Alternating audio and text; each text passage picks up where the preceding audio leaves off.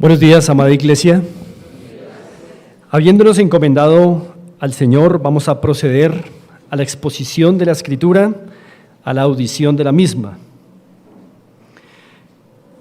Creo que ya todos están ubicados en el pasaje de 1 Corintios capítulo 11 y vamos a estar considerando en esta mañana versos 17 al 22, que es lo que sigue en nuestro expositivo. Recordemos que el pastor Engelbert estuvo exponiéndonos hace 15 días hasta el versículo 16, en donde se trató el asunto del velo de la mujer. Y hoy vamos a continuar con el verso 17. Y antes de iniciar, hermanos, recordarles que es un privilegio estudiar juntos la Escritura. Viene a mi mente, como dice nuestro amado hermano Gonzalito, el episodio de un pastor que comentaba que tuvo la oportunidad de estar hace unos pocos años en Polonia, en una iglesia cristiana, y que se le derramaban las lágrimas al ver cómo la Sociedad Bíblica Trinitaria envió cajas de Biblias a Polonia, a esa iglesia, y ver cómo los hermanos se agolparon a abrir las cajas para tener una Biblia en Polonia. Ustedes y yo estamos muy lejos de esa realidad. Tenemos 3, 4 Biblias en nuestras casas, Biblia para la mujer, Biblia para el niño, Biblia para el hombre. Nos damos el lujo de comprar Biblias. Esa gente allá, dice el pastor Birs, se agolpó sobre las cajas para tener una Biblia por familia. Hermanos, tenemos la palabra del Señor, aprovechémosla, estudiémosla.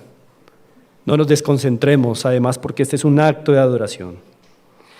Y yo creo, hermanos, que ustedes han escuchado, ya para introducirnos en lo que nos compete esta mañana, una expresión que es muy común, y es que las iglesias deberíamos volver a ser como la iglesia primitiva, ¿cierto?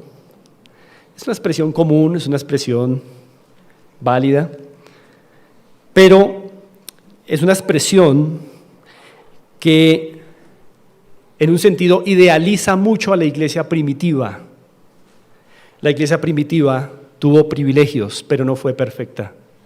Hemos venido exponiendo a lo largo de varios domingos, primero a los Corintios, y hemos visto una iglesia del primer siglo que no era ideal, tenía fortalezas, virtudes, pero muchos problemas. Hoy, hermanos, en el siglo XXI, nosotros como iglesia tenemos más luz que lo que tuvieron los hermanos en Corinto. Y más luz significa más bendición, pero más luz significa más responsabilidad. No deseamos volver a ser la iglesia primitiva. Queremos ser la iglesia del siglo XXI porque así lo ha querido Dios, pero queremos hacer las cosas bien y conforme a la luz que hemos recibido. No pensemos en volver atrás. No pensemos en querer ser como la iglesia primitiva. Hay cosas que hay que emular, pero seamos la iglesia del siglo XXI que el Señor quiere que seamos. Y he titulado esta enseñanza en esta mañana, congregándonos para lo mejor. Es una pregunta. Congregándonos, pero para lo mejor. Y el título procede de la idea que Pablo expone en el versículo 17 de 1 Corintios 11, en donde dice: pero al anunciaros esto que sigue, no os alabo, porque no os congregáis para lo mejor, sino para lo peor. Así que es posible estar congregados y aún así no estar congregados para lo mejor. Mi propósito en esta mañana, hermanos, será hacer un llamado urgente a través de este párrafo de 1 Corintios 11, 17 al 22, un llamado urgente a prepararnos adecuadamente para que cuando nos congreguemos, en efecto, demos gloria a Dios y cooperemos con la edificación de nuestros hermanos. Colaboradores de Dios, no colaboradores de Satanás. Y he dividido esta enseñanza en 2 importantes puntos. siguiendo el plan que establece Pablo. Ustedes pueden mirar el verso 18, cómo comienza Pablo allí. Dice, en primer lugar, ¿verdad? Si hay un primer lugar, eso implica que hay un segundo lugar, aunque no está explícito, pero parece que hay dos puntos que Pablo quiere tocar, y yo quiero también dividir el sermón en ese mismo sentido, en dos puntos importantes. El primero de los cuales, hermanos, que quiero que revisemos juntos es ¿cuál es la razón general, no particular? No, ¿cuál es la razón general de un culto digno de reproche? Según expone Pablo. ¿Cuál es la razón general, no la particular? Eso lo dejaremos para el segundo punto. Pero ¿cuál es la razón general de un culto digno de reproche? Si Pablo dijo, os congregáis no para lo mejor, sino para lo peor, entonces hay un reproche a el culto de estos hermanos. Así que vamos a ver la razón general de un culto digno de reproche, y lo vamos a encontrar entre los versos 17 al 19. Leámoslos nuevamente. Dice así Pablo: pero al anunciaros esto que sigue, no os alabo, porque no os congregáis para lo mejor, sino para lo peor. Pues en primer lugar, cuando reunís como iglesia, oigo que hay entre vosotros divisiones, y en parte lo creo, porque es preciso que entre vosotros haya disensiones, para que se hagan manifiestos entre vosotros los que son aprobados. Hermanos, la razón general de un culto digno de reproche, según estos versos, es las disensiones. Esa es, de manera general, la causa o la razón por la cual Pablo reprocha el culto de los hermanos en Corinto. Ahora, en el verso 17, que se inicia con un pero, se establece un contraste. Los pero, recordemos, hermanos, que siempre son conjunciones adversativas que suponen un contraste. El contraste lo encontramos en el versículo 2 del capítulo 11. Miren cómo comienza el versículo 2 del capítulo 11. Os alabo, hermanos. Hay unas razones por las cuales Pablo alababa a los hermanos, pero en lo que va a decir no los alaba. Por eso se establece un contraste. Es cierto que los hermanos en Corinto, lo exponía el pastor Engel hace 15 días, retenían unas instrucciones, tradiciones que oralmente Pablo había transmitido, entre ello el rol del hombre y la mujer en el culto, como fue expuesto, pero ya Pablo no los va a alabar por el asunto que va a empezar a tratar y que vamos a mirar esta mañana, Dios mediante. Así que Pablo los alaba por unas cosas, pero por otras no. Ahora, no los alaba, como lo hemos enfatizado en estos cortos minutos, porque en efecto la iglesia se está congregando no para lo mejor, sino para lo peor. Hermanos, esto implica que las iglesias de Cristo deberían congregarse ¿para qué? Para lo mejor. Ahí está la implicación. El apóstol implica esto con esas palabras. Las iglesias de Cristo deberían congregarse para lo mejor. Pero eso también implica que es posible congregarse y perder el tiempo. Que es posible congregarse y no dar la gloria a Dios ni edificar a los hermanos. Así que, hermanos, esta es una advertencia de que el pecado es algo que debemos tomarnos en serio cuando nos congregamos. El pecado tiene efectos nocivos, perniciosos en la congregación del Señor, y debemos tomarnos en serio nuestro propio pecado, no el pecado del hermano.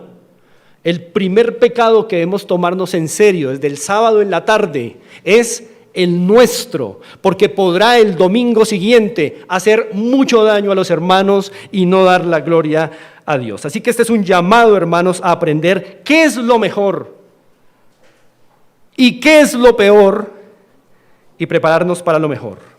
¿Qué es lo mejor? ¿Qué es congregarse para lo mejor? Es lo que iremos desarrollando, especialmente en el segundo punto y en el próximo expositivo. Miremos, hermanos, los versos 18 y 19 para ir desarrollando la idea. Pablo dice, pues en primer lugar, esto es lo primero que Pablo quiere decir y esto es lo que le da título a nuestro primer punto. La razón general de un culto digno de reproche son las disensiones internas en la iglesia. Verso 18 dice, pues en primer lugar, cuando reunís como iglesia, oigo que hay entre vosotros divisiones y en parte lo creo. ¿Por qué lo creo? Verso 19, porque es preciso que entre vosotros haya disensiones para que se hagan manifiestos entre vosotros los que son aprobados. Hermanos, aquí está el problema planteado. Disensiones en la iglesia como lo habíamos anotado. Ahora, noten ustedes, hermanos, algo importante. Verso 18 habla de divisiones y verso 19 habla de disensiones. Esto es importante. ¿Por qué es importante? Porque Pablo nos está diciendo a lo largo de la carta que las divisiones tienen diferentes géneros en la iglesia. En la iglesia se pueden presentar divisiones por diferentes razones. En este caso, las divisiones son por causa de disensiones. Ya vamos a explicar ello.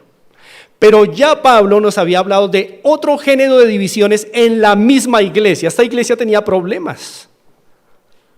Una iglesia fundada por el apóstol Pablo, mentoreada por el apóstol Pablo, una iglesia con buenos maestros como Apolos, como Pedro, y tenía estos problemas. Porque el pecado personal es muy peligroso para mi vida, la de mi familia y la de la familia en Cristo. Miren ustedes, 1 Corintios capítulo 1, y recordamos aquellas primeras exposiciones que hicimos al respecto. En 1 Corintios capítulo 1, versículo 10, Pablo va a tocar el tema de las divisiones en la iglesia, pero por otra razón o otro género de divisiones que azotaban a la iglesia de Corinto. Recordemos el verso 10, dice así: os ruego pues, hermanos, por el nombre de nuestro Señor Jesucristo, que habléis todos una misma cosa y que no haya entre vosotros, ¿qué? Divisiones, sino que estéis perfectamente unidos en una misma mente y en un mismo parecer. Así que aquí hay unas divisiones, y miren lo que dice el verso 11: porque he sido informado acerca de vosotros, hermanos míos, por los de Cloé, que hay entre vosotros contiendas. Aquí este género de división no es por disensiones, sino es por contiendas. Este primer género de divisiones era por preferencias ministeriales. Unos querían a Pablo, otros querían más a Apolos, otros se iban con Cefas. Y hermanos, aunque no está mal, en una iglesia donde hay pluralidad de siervos, tener inclinación por uno más que por otro, eso no está mal. Sin embargo, cuando esa inclinación personal se vuelve un tema para hacer proselitismo y para fracturar la unidad, entonces está muy mal. Y es lo que estaba pasando aquí. Pero noten entonces que las contiendas son un género que va fomentando división, pero en el caso del texto de hoy, el género de divisiones no es por contiendas de este tipo, sino por disensiones. Así que nos corresponde, volvamos allí a 1 Corintios 11, revisar de qué naturaleza son estas divisiones. Hermanos, la palabra disensión, por favor, muy atentos. La palabra disensión significa tomar un partido. Esta es la idea en su original griego. Disensión significa tomar un partido con miras a un provecho personal. Otra vez, vamos a recordar esta definición para que no se le olvide. La palabra disensiones significa tomar un partido, tomar una posición con miras a un provecho personal. Eso quiere decir que en la iglesia, cuando uno se enfoca en un propósito o una intención personal, algo empieza a afectar a la iglesia del Señor. Por eso, hermanos, hablando de política, los partidos políticos existen. ¿Por qué los partidos políticos existen? El pacto histórico, que mira, que el partido verde, que liberal, que conservador. ¿Por qué? Porque cada persona toma una posición dependiendo no tanto del bien de las personas, sino del provecho personal que estar en esa colectividad le pueda traer. Y bueno, no vamos a decir que algunos no hacen cosas buenas, creo que sí, pero hermanos, ¿por qué existen los partidos políticos? Porque cada quien busca lo que más le conviene. La palabra disensión comunica esa idea, tomar un partido, tomar una posición con miras a obtener un provecho personal. ¿Está clara la definición, hermanos? Con ella vamos a trabajar entonces el resto de minutos. En la iglesia del Señor debería existir ¿cuántos partidos? Uno solo, se llama el partido de la iglesia local, uno solo. Así que es un problema cuando ya empiezan a haber 2, 3 y 4, es un síntoma de enfermedad interna. La iglesia local es un solo partido, todos hablan una misma cosa, van en la misma dirección, pueden haber diferentes opiniones, pero no hacemos de ello un asunto como para partirnos o dividirnos. Ahora, hermanos, Pablo en el verso 18 está recibiendo toda esta información ¿de quién? ¿Ustedes se acuerdan? De una hermana querida, Cloé. Y Pablo dice, me he informado y sigo escuchando que siguen otras disensiones de otros géneros entre ustedes, unas divisiones. Pero Pablo dice algo desconcertante en el verso 19. Desconcertante. Pablo ha estado instruyendo a la iglesia que no hayan divisiones. Ahora en el verso 19, miren su afirmación desconcertante. Porque es preciso que entre vosotros haya disensiones. ¿Por qué eso nos podría parecer desconcertante? Porque Pablo ha abogado por la unidad. Ahora, no me malinterpreten. Pablo aquí no está contradiciéndose, pero está reconociendo que en las iglesias del Señor muchas veces es inevitable que hayan disensiones. Hermanos que les gusta tomar un partido con miras a un provecho personal, afectando la unidad de la iglesia y la gloria de Dios. Y Pablo dice, es preciso que esto ocurra. Hermanos, la palabra preciso es muy importante. Usted la puede traducir como es necesario. Esta misma palabra, preciso, aparece en Juan 4. Ustedes recordarán cuando Jesús iba desde Judea hasta Galilea y tenía que pasar en la mitad, ¿por dónde? Por Samaria, pero recordarán ustedes que había un camino larguísimo que los judíos tenían trazado hace años, que atravesaba por el oriente el río Jordán para no tocar tierra de samaritanos porque eran inmundos. Y el judío no quería ni pisar esas tierras inmundas y rechazadas. Entonces habían trazado un camino que aumentaba el camino en 2 días más, pero preferían demorarse más que pisar Samaria. ¿Pero qué dijo Jesús? Me es necesario pasar por Samaria. Y entendemos, la misma palabra griega de preciso, que no es que le era necesario porque no había más opciones, había más opciones para llegar a Galilea sin pasar por Samaria. Le era necesario porque era una obligación dentro de su plan redentor pasar por Samaria, le era obligatorio. Es la misma palabra que aparece acá. Es como si Pablo estuviera diciendo, en la iglesia, tristemente, a veces es obligatorio que tengan que haber disensiones. Pero, ¿cuál es el propósito de que hayan disensiones necesarias en la iglesia? Verso 19. Para que los que son aprobados se hagan manifiestos. Y eso es, hermanos, muy, pero muy desafiante para la iglesia del Señor.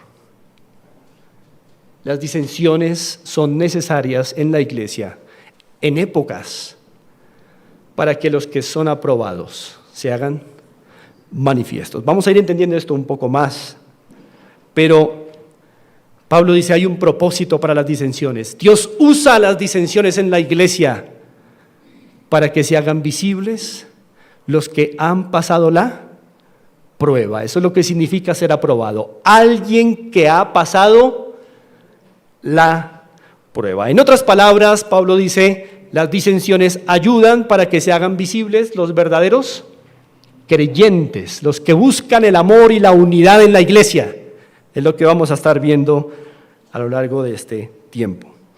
Así que, hermanos, la prueba aquí de los aprobados sería mantener el amor a los hermanos pese a los desafíos de vivir en comunidad. Hermanos, vivir en comunidad es un desafío aquí en la China en el siglo XXI y en el siglo I. ¿No lo notamos? Para irse a Corinto era un desafío vivir en comunidad. Para ustedes y para mí es un desafío vivir juntos como una familia. Es un desafío ser hermanos en la fe. Somos tan disímiles, hermanos, somos tan incómodos para otros, tan difíciles de soportar. Es tan difícil, es un desafío vivir en comunidad, pero para el Señor esto no es un problema. Como decía un pastor, la iglesia es el lugar donde los perros y los gatos callejeros han venido a hallar una sola familia. Eso es la iglesia del Señor. Toda iglesia tiene desafíos de comunidad. Pero ¿cuál era el desafío que tenían estos hermanos aquí? Pues vamos mirando el verso 22, me adelanto un momento. Dice el verso 22, ¿pues qué? ¿No tenéis casas en que comáis y bebáis? ¿O menospreciáis la iglesia de Dios y avergonzáis a los que no tienen nada? ¿Qué os diré? ¿Os alabaré? En esto nos alabo. Hay desafíos en esta iglesia de vivir en comunidad. La hay en esta iglesia local en Fontibón. Hay desafíos de vivir en comunidad. Quiero comentarles algo del contexto que está de telón de fondo aquí. Hermanos, entre las comunidades grecorromanas, Corinto entre ellas, era muy común los llamados simposios. ¿Hemos escuchado esa palabra? Simposios. Bueno, el simposio es una palabra griega que no es de nuestra época, sino que es una palabra muy conocida entre los grecorromanos. ¿Qué eran los simposios? Los simposios eran unos banquetes que organizaban lo que se llamaban los colegios o asociaciones de su momento, personas que tenían un interés común, laboral o filosófico. Entonces, los que tenían un interés, porque eran artesanos, hacían asociaciones voluntarias o colegios, que se llamaban en ese momento, y eventualmente celebraban simposios. La palabra simposio significa beber juntos en el original. En la hora de la cena,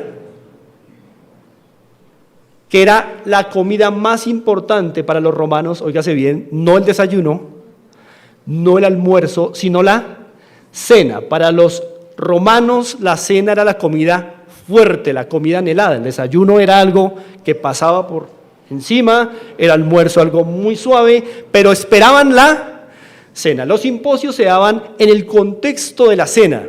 Entonces se reunían personas que tenían una misma afinidad laboral, una misma afinidad filosófica y cenaban juntos, y el anfitrión daba paso a, después de la cena, después del banquete, un filosofar, si los unía a la filosofía, o un compartir de acuerdo a su profesión.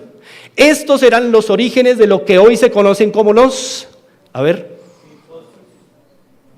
sí, y algo más. Los sindicatos nacieron en los antiguos simposios de asociaciones y colegios romanos. Les digo, de paso, no pensaba decirlo, pero emperadores del primer siglo y segundo, como Augusto y Trajano, prohibieron esas asociaciones o simposios porque se prestaban para sediciones. Muy parecido, ¿no?, a los sindicatos de hoy. Pero bueno, era un comentario aparte. Ahora, algo particular de esos simposios es que se daban en la cena, después de que terminaban de comer, empezaban a beber y a compartir sus filosofías y a compartir sus experiencias laborales y a tener un tiempo de comunión, y a veces esos simposios terminaban en borracheras, orgías en algunos casos. Hay inscripciones en Pompeya que nos dicen que habían duras penas y multas para los que degeneraran un simposio, pero pasaba. Las penas aún no podían con el hecho de que el corazón humano es así. corrupto. Hermanos, ¿y por qué importante este contexto en este momento? Hermanos, eran los ricos los que generalmente organizaban los simposios en la antigüedad. Y los hacían en sus casas. Recordemos, hermanos, que la iglesia primitiva no se reunía en templos como este. Se reunían en casas, por lo menos hasta el siglo III. Y muchas de estas casas que se prestaron para congregar hermanos eran casas de ricos. Hombres que sabían lo que era un simposio. ¿Ya me está detectando hacia dónde voy? Hermanos, miremos 1 Corintios capítulo 1.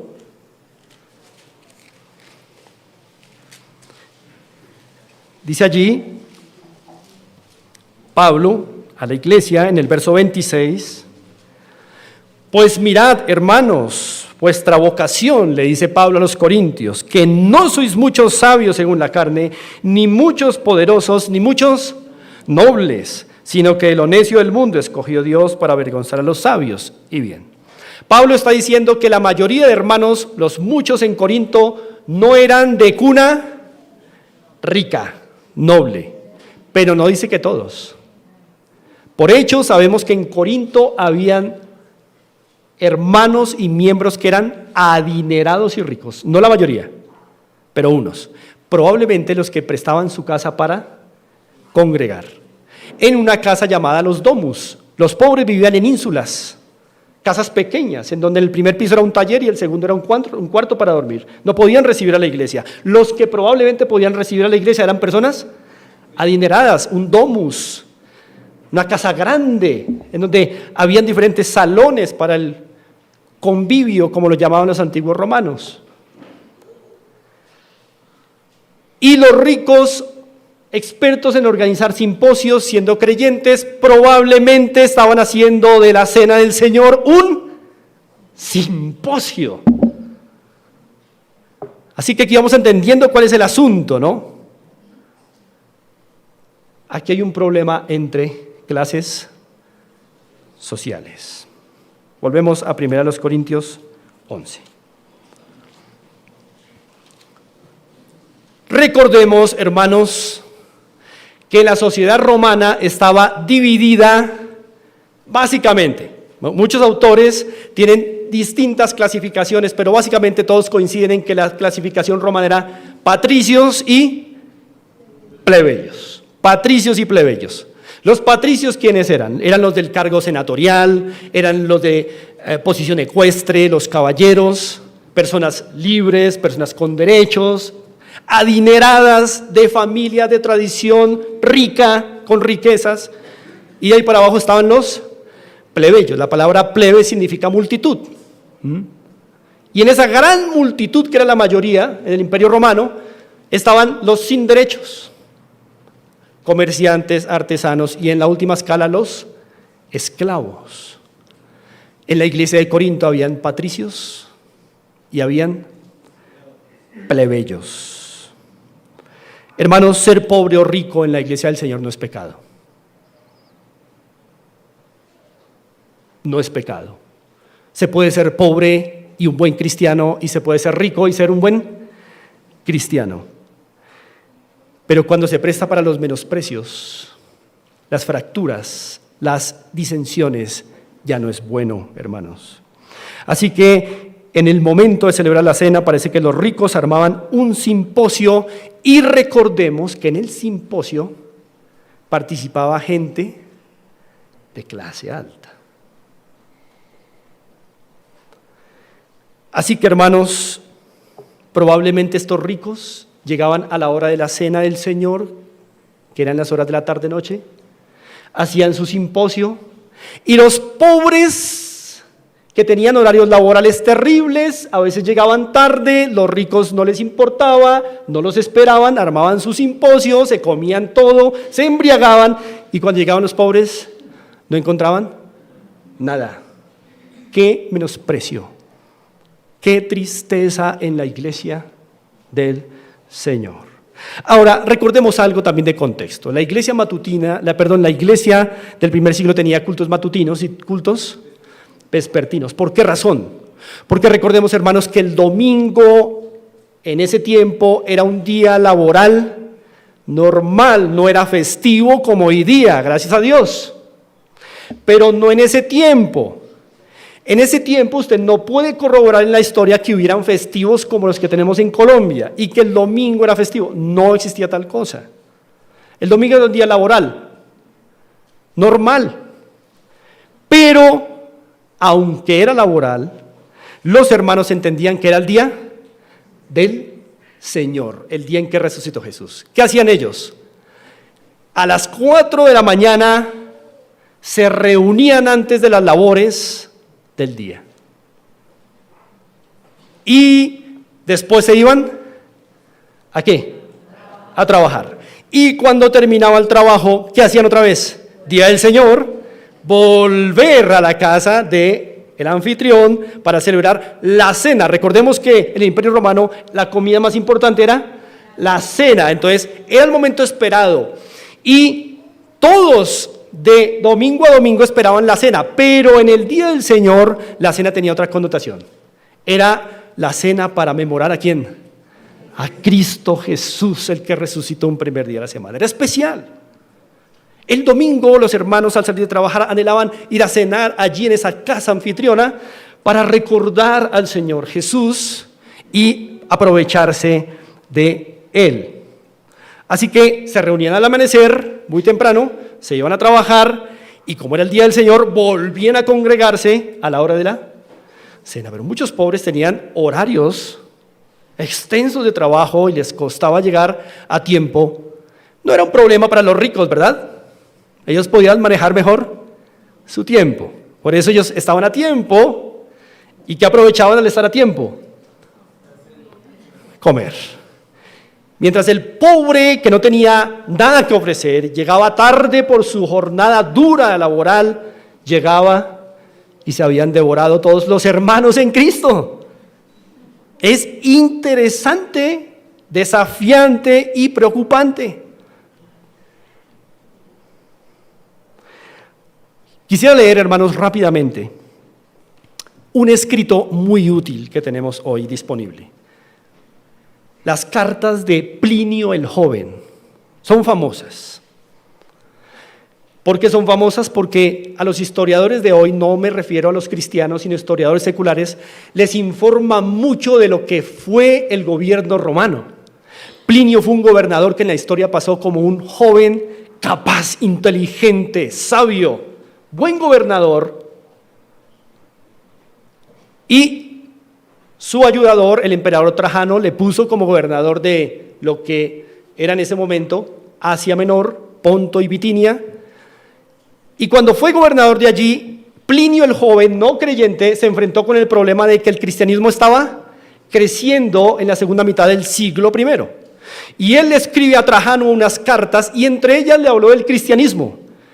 Para los cristianos ese documento es muy importante porque nos dice algo de lo que vivían ellos como iglesia. Déjenme leerles una parte que se escribió a comienzos del primer siglo.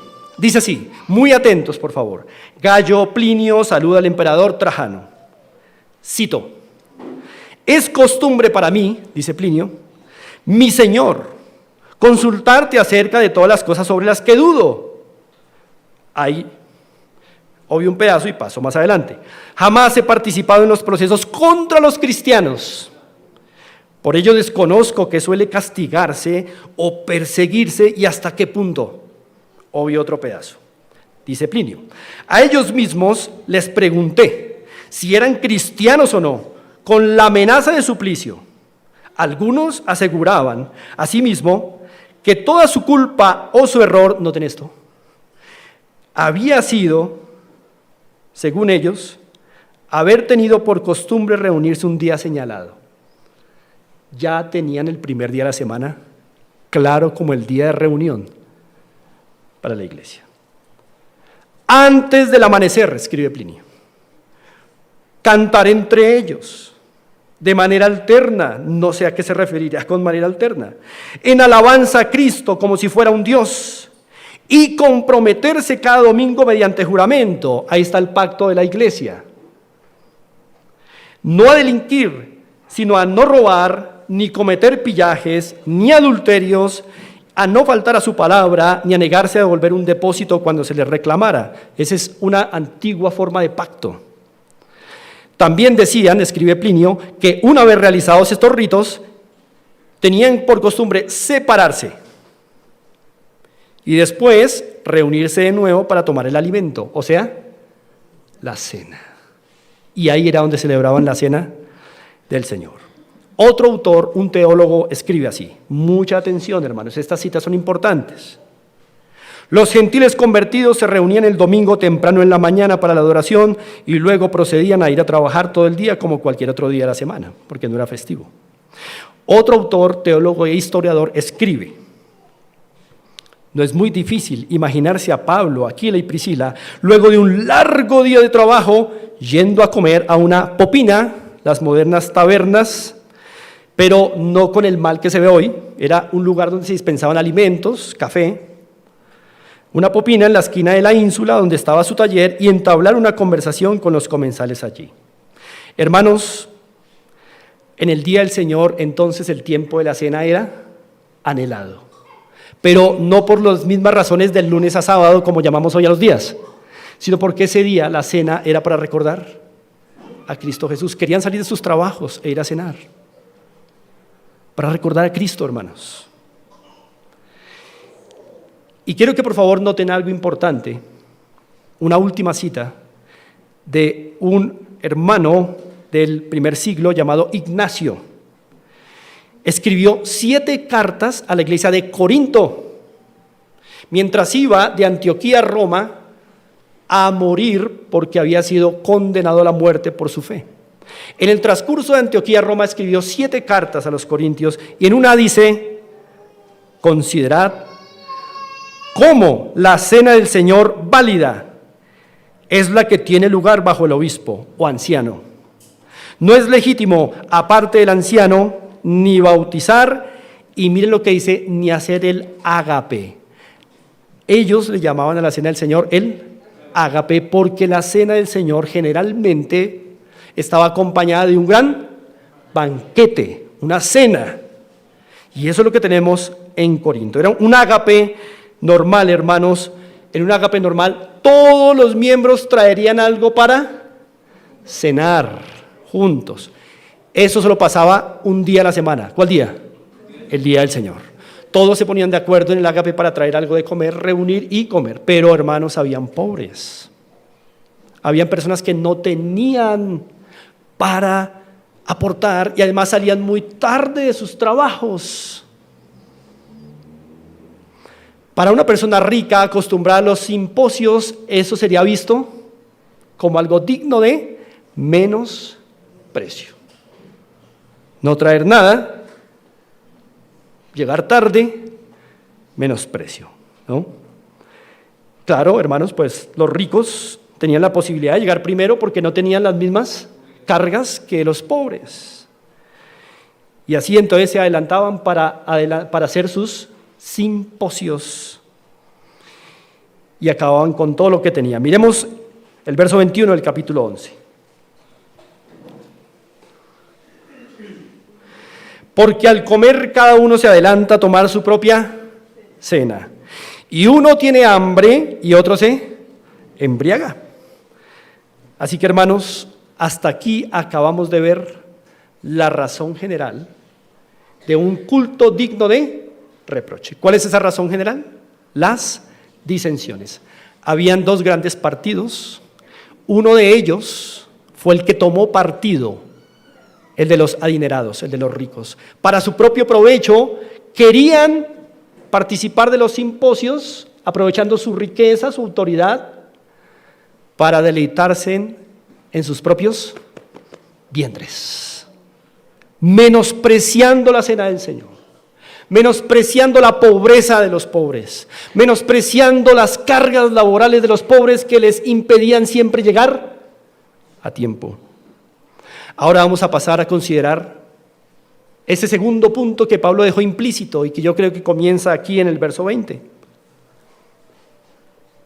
Ahora vamos a pasar de la razón general a la razón específica o particular de un culto digno de reproche. Vamos a mirar versos 20 al 22, leámoslo. Cuando pues os reunís vosotros, esto no es comer la cena del Señor, porque al comer cada uno se adelanta a tomar su propia cena, y uno tiene hambre y otro se embriaga. ¿Pues qué? ¿No tenéis casas en que comáis y bebáis? ¿O menospreciáis la iglesia de Dios y avergonzáis a los que no tienen nada? ¿Qué os diré? Pablo ha quedado sin palabras. Os alabaré, en esto no os alabo. Hermanos, noten en estos versos que acabamos de leer un contraste. Pablo contrasta congregarse para lo mejor con congregarse para lo peor, lo que dijo en el versículo 17. Congregarse para lo mejor aquí en estos versículos que acabamos de leer es congregarse en torno a los intereses ¿de quién? De Cristo. Pero congregarse para lo peor es congregarse para los intereses personales. Mi simposio, mi comida, mi cena.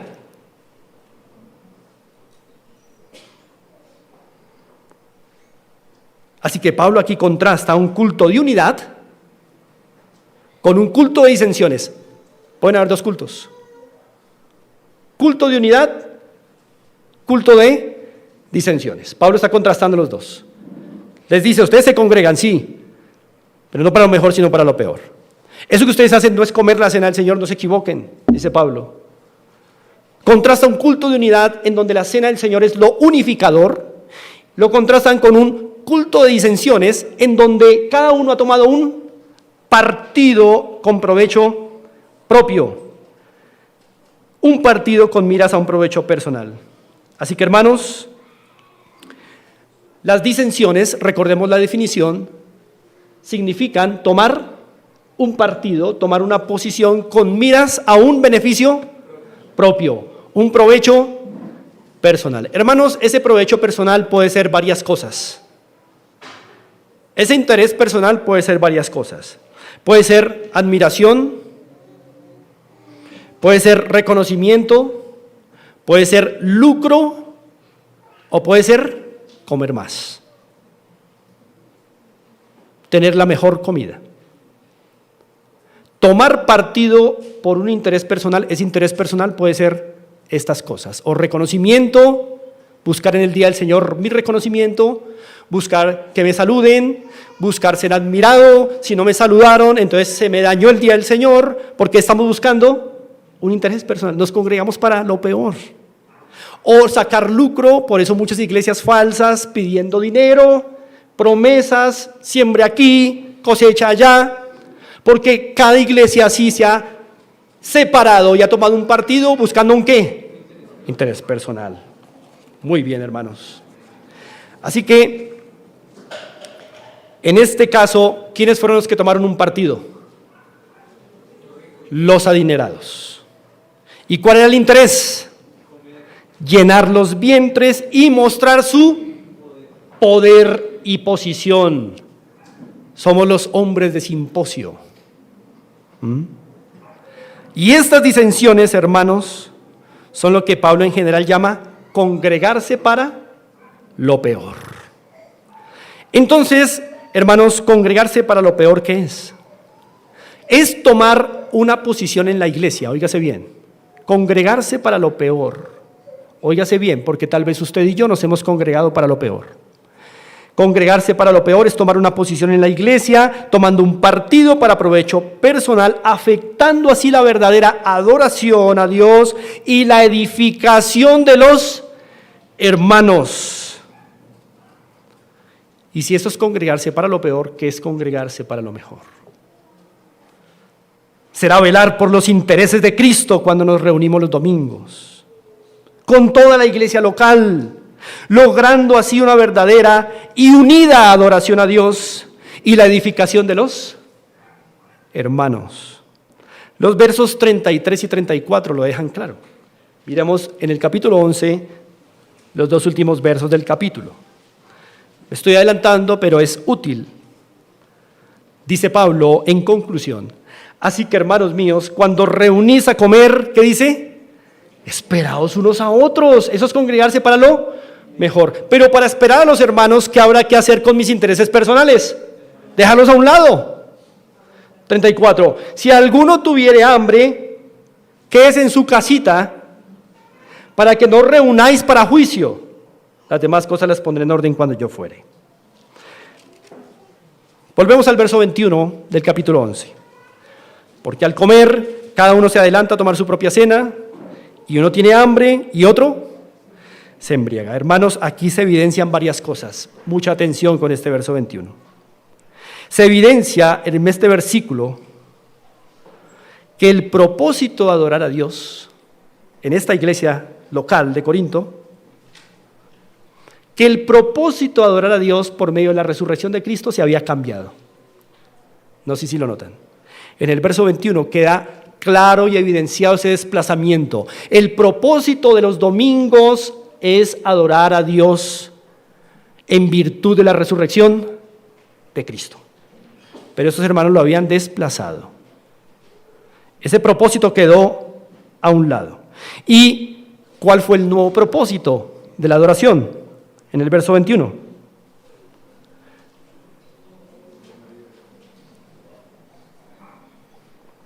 Muy bien. Comer y beber al mejor estilo de un simposio. ¿Cómo se puede cambiar la adoración tan fácilmente? Pablo no dice que no cantaban, estaban cantando, estaban haciendo todo lo que se hace un domingo. Pero hermanos, imagínense este culto. Imagínense este culto. Llega el momento de beber la copa del Señor. Los pobres se han sentido humillados, afrentados, en ignominia, porque no les han dejado comer el banquete. Los ricos están felices, llenaron sus vientres y todos juntos en unidad cantando al Señor y agradeciendo por Cristo. ¿Se imaginan ustedes un culto así? Los hemos tenido aquí tal vez. Los hemos tenido aquí tal vez. Aquí todos alabando al Señor y cantando y con disensiones con los hermanos. Es el mismo problema, con otras circunstancias, en otro siglo. Este verso 21 se evidencia, hermanos, que es posible congregarse y perder el tiempo, como ya decía. Con este cambio de propósito, hermano, cuando Cristo se quita de en medio, surgen rivalidades en la iglesia. Cuando tú te vienes un domingo acá y quitas a Cristo del centro de tu vida de adoración, surgen rivalidades, porque vienes buscando lo tuyo. Si me van a saludar, si me van a decir, si me van a mirar, si me van a dar. Quitas a Cristo del centro y vienes con otros intereses personales, surgirán rivalidades, malas sospechas, como en la iglesia de Corinto. La edificación se vuelve imposible en el día del Señor cuando venimos pensando en nuestros propios intereses. Por eso hay que prepararse desde el sábado. Evaluarse el domingo temprano en la madrugada. ¿A qué voy al culto? ¿A qué estoy yendo al culto? ¿A adorar a Dios por medio de la resurrección de Cristo? ¿O a buscar si me dijeron o no me dijeron? ¿Si me dan o no me dan? Porque como uno es el más importante, como uno tiene una dignidad tan elevada. El verso 22 dice, ¿pues qué? Le dice a estos partidistas, ¿no tenéis casas en que comáis y bebáis? ¿O menospreciáis la iglesia de Dios y avergonzáis a los que no tienen nada? ¿Qué os diré? ¿Os alabaré? En esto no os alabo. Entonces, en estos versículos nos hemos estado dando cuenta que ahora Pablo ha explicado una razón ya no general, sino particular de por qué reprocha sus cultos.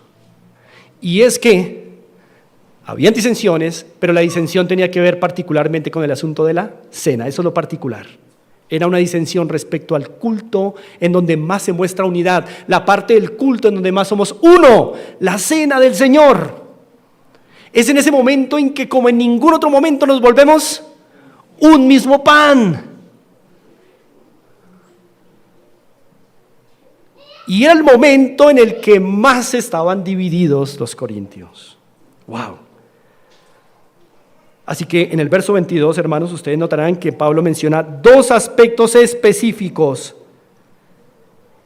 en cómo quitar a Cristo del centro le hace daño a la iglesia.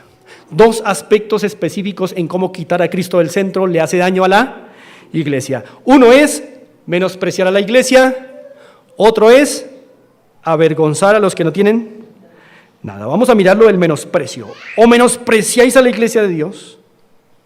Así que, hermanos, cuando uno se congrega sin una actitud de unidad en la cena del Señor, sin una conciencia de unidad en la cena del Señor, uno menosprecia a la iglesia. Cuando tú no te preparas, como pasaba en Corinto, para llegar al momento de la cena del Señor, con el propósito de mantener la unidad, si no te preparas arreglando tus dificultades con hermano o hermana con los que los has tenido y vienes a comer la cena del Señor, que es la fiesta de unidad, mi hermano amado, estás menospreciando a la esposa del Señor. Por eso es mejor revisar o quedarse en casa, como dice Pablo. Animo a mis hermanos que tienen problemas pendientes con otros, arreglarlos antes de comer la cena del Señor. No importa que sepas himnos, que seas el que más ofrende, no nos interesa eso, ni al Señor, ni que seas influyente ni inteligente. Nos interesa que guardes la unidad o la vas a dañar si no estás en comunión con los hermanos. Y por eso Pablo le hace un llamado aquí a los hermanos. Ojo, menosprecian a la iglesia cuando se congregan a comer sin una mentalidad de unidad. Y por eso les dice, si se trata de comer solamente, de venir al culto a comer solamente, háganlo ¿dónde? En sus casas, quédense allá, ya están bonitos, allá están muy bien, pero no vengan aquí a afectar la iglesia del Señor.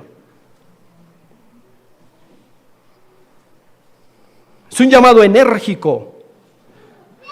Pablo le está diciendo, coman en su casa, en la casa de Dios no coman. Si es para desunir, si es para mirar por sus propios intereses, quédense en sus casas. Así que Pablo está haciendo un contraste entre la cena del Señor y los simposios. Si quieren hacer simposios, háganlos en su casa. Esta es la casa del Señor. Aquí se come en la mesa en donde Cristo invita. Donde Cristo quiere ver a sus polluelos reunidos bajo sus alas. Donde quiere ver una familia unida, sí, con diferencias de opiniones y de personalidad, y todos molestos los unos con los otros por nuestras personalidades, pero a la larga un solo cuerpo. Velando por un solo interés, un solo partido, el de la iglesia local, que vela por los intereses de su Señor, no por los personales. Es en memoria del Señor, no en memoria de mis intereses, no en memoria de los simposios, es en memoria del Señor la cena. Pero hermanos, hay otra implicación que yo quiero que ustedes noten. Importante en el verso 22. A ver, vamos a anotarla. ¿Estamos animados o no? Vamos a anotarla. Verso 22. Pues que no tenéis casas en que comáis y bebáis. Hermanos, aquí hay una implicación tremenda. Otra implicación aparte de la que acabé de decir. Y es que otra manera de menospreciar a la iglesia del Señor es no congregándose a celebrar la cena del Señor. Vuélvelo a decir. Otra forma implicada aquí en el verso 22 de menosprecio a la iglesia es no comer con la iglesia en la cena del Señor. Es cuando aquí se come la cena y hermanos están en sus casas. Cuando Pablo dijo, no tenéis casas en que comáis y bebáis, Pablo está diciendo implícitamente, es mejor que si no estás en unidad, te quedes en tu casa. Entonces, una manera de menosprecio es cuando los hermanos, en el día que se celebra la cena en la iglesia, se van a sus casitas a prender su televisor.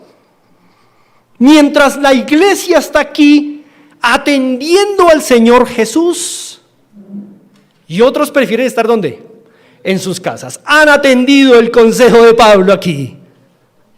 Muy felices dicen, yo le tomo el consejo a Pablo, mejor me voy para mi casita a comer y beber allá.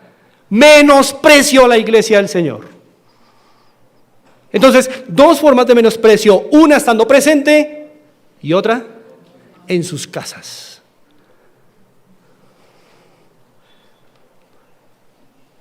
Hermanos que siguen prefiriendo sus actividades caseras, sus simposios en casa,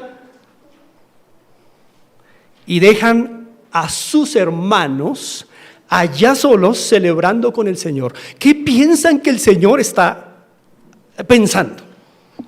¿Qué piensan que el Señor va a hacer? Mientras su pueblo se reúne a comer la cena y otros están en sus casitas contentos. Por eso Pablo dice, si no vienes con un espíritu de unidad, quédate en tu casa. Los que se van para sus casas, mientras el pueblo del Señor cena, están dándole la razón ¿a quién? A Pablo. No estoy en unidad con mi iglesia. Hermanos, aquí lo hacemos una vez al mes. No pueden planear para estar con la iglesia del Señor. Me refiero a los miembros primeramente, pero me refiero a los otros hermanos que son bautizados, creyentes, que han caminado con la iglesia y que han sido habilitados para tomar la cena del Señor. ¿Qué hacen en sus casas cuando la iglesia de Dios toma aquí la cena del Señor? Atendiendo el consejo de Pablo, que es mejor comer y beber en casa que estar en unidad con la iglesia. No los dará el Señor por inocentes, hermanos, como veremos en la próxima lección. Por eso muchos, dijo Pablo, están enfermos, debilitados espiritualmente, por menospreciar la cena. Les animo, hermanos, con estas tiernas palabras.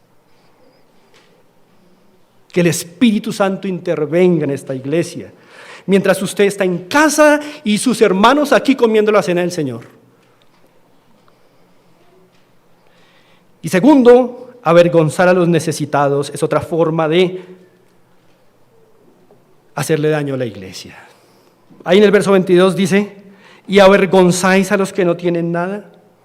Como se recordó, hermanos, en la iglesia de Corinto muchos eran pobres, sin nada y llegaban tarde por sus jornadas laborales.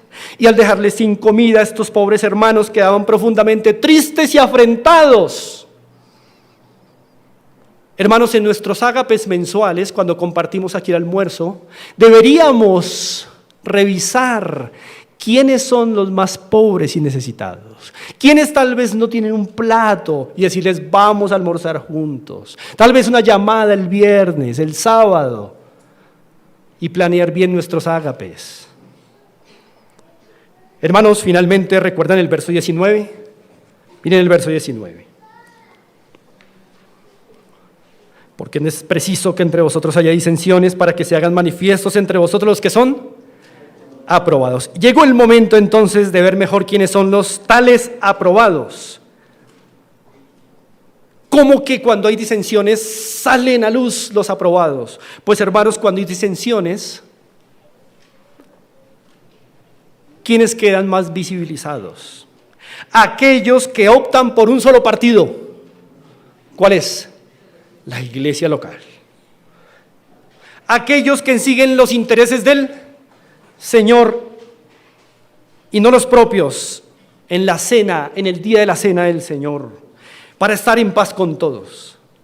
Cuando hay disensiones, con el tiempo se hacen visibles aquellos que dejan sus intereses a un lado para participar de la mesa del Señor en unidad con los demás.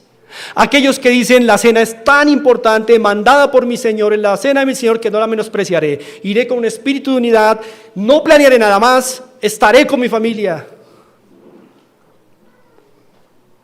Se visibilizan aquellos que tienen comunión con todo tipo de hermanos, sin importar su condición social, su personalidad o sus preferencias. En una cena del Señor, como nos sentamos con uno un día, nos podemos sentar a la otra cena del Señor con otros diferentes. Ojalá hagamos ese ejercicio, hermanos. No ver siempre los mismos en las mesas, en nuestros ágapes. Rótense. Siéntense con familias diferentes. Visibilicemos que somos verdaderos aprobados. Los aprobados son aquellos que toman en serio la cena del Señor y su significado. Lo veremos en el próximo expositivo. Unas conclusiones, hermanos. Hemos visto 2 puntos. 1, la razón general de un culto digno de reproche. ¿Cuál es la razón general? Las disensiones. 2, vimos la razón específica de un culto digno de reproche. Las disensiones en la cena del Señor. Hermanos, tal vez en esta iglesia, vamos a ser sinceros, tal vez en esta iglesia no tenemos lucha de clases, ¿cierto? Haciendo un estudio honesto, estamos en el promedio de lo que en Colombia se clasifica como clase media. No hay ese problema. Pero sí hay luchas de otros géneros. Otras clases, no sociales tal vez, pero sí de otras formas. Los más extrovertidos en un lado y los menos o más introvertidos en otro. Los más reformados en una esquina y los menos reformados en la otra esquina. Los más reservaditos en un lugar, los más abiertos en otro grupo. Los más descomplicados se unen con los más descomplicados y arman su combo. Los más perfeccionistas allá. Los más inteligentes en un lado y los menos estudiados en otro. Los santanderianos, los costeños, los rolos, en fin, sí tenemos clases, tal vez no sociales, y son peligrosas si no las manejamos bien. No hay problema en que los santanderianos y los costeños y los rolos se junten, siempre y cuando que sea por unos minutos y después se dispersen y santanderiano y costeño y rolo esté hablando en una misma mesa y comiendo y alabando al Señor. Que los introvertidos y los extrovertidos compartan en comunión con el Señor. Que los más reformados y los menos reformados estén gozosos de Cristo en una sola mesa. Y que al final todos tomemos la cena del Señor como es digno de Él, invitando a su mesa a un solo pueblo, no a 5 pueblos en una iglesia local, a uno solo. He orado, hermanos, para que después de esta enseñanza el Señor compunja su corazón, como lo ha hecho con el mío. Y hermanos, que siempre estemos en las cenas del Señor, los habilitados para hacerlo. Si usted no está bautizado, si no camina fielmente con su iglesia, no es invitado a la mesa del Señor. Pero los demás sí. Niños, ¿dónde están los niños? Quiero ver los niños. Niños, muy bien. Niños, tal vez muchos de ustedes, gracias, tal vez muchos de ustedes no pueden tomar la cena del Señor aún. Pero la cena del Señor es muy importante, niños. La cena del Señor es muy importante. Tal vez no la pueden tomar ahora, pero la cena del Señor es muy importante. Rueguen a Dios que les permita conocerlo a Él para que un día la tomen. Padres, enseñen a sus hijos el Evangelio para que un día se unan a la fiesta y tomen la cena del Señor. Están muy chiquitos, muchos de ustedes aún. Son maleables. Niños, nosotros sus padres les estamos dando tiempo de verificar si su fe es real. Llegará el momento en que queremos verles participando de la cena del Señor. Rueguen por ello. Y hermanos, Dios recompensará a los que están en su mesa, pero juzgará a los que menosprecian su invitación a la mesa. Téngalo presente. Si usted llama a Cristo Señor, obedézcale. Participe de su mesa si es un bautizado. ¿Y saben, hermanos, por qué podemos hacer estos ajustes? no porque seamos muy fuertes o buenos, por la gracia de Dios. Tenga en cuenta eso. Por la gracia que el Señor le concedió, usted puede hacer ajustes, perdonar, hermanos, estar en unidad y venir preparado para la cena del Señor en unidad. Pero también me dirijo a algunos de entre ustedes que tal vez no pueden celebrar la cena del Señor. ¿Saben por qué no la pueden celebrar? Porque hay un problema en su vida. Por alguna razón usted no puede tomar la cena del Señor. Y siempre es por un problema. Le animo a arrepentirse, le animo a poner en orden sus caminos, le animo a tomarse en serio al Señor si usted cree que es creyente y no está tomando la cena. Pues por un problema suyo, no del Señor. Complete procesos. Verifique si está en la fe, si no morirá eternamente.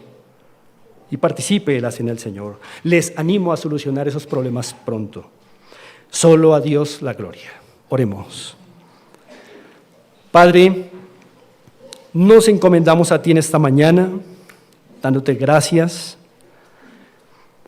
por tu palabra que es clara, que nos anima, nos lleva a Cristo, a su evangelio. Gracias por tu gracia que nos capacita para tomar las acciones y el camino correcto.